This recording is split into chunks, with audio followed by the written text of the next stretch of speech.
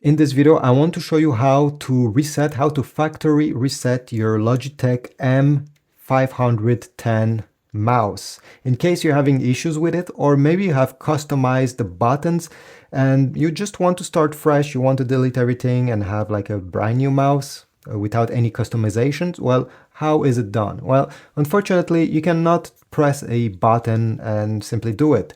You have to download the Logitech app.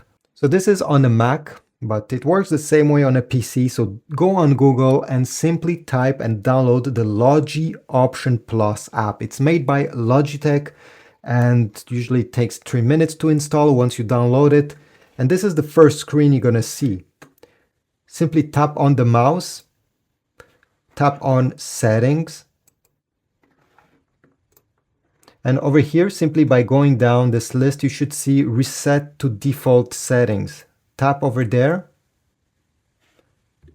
choose that option, and then you should select Yes, Reset. And as it says here, all your device settings will be reset to their default.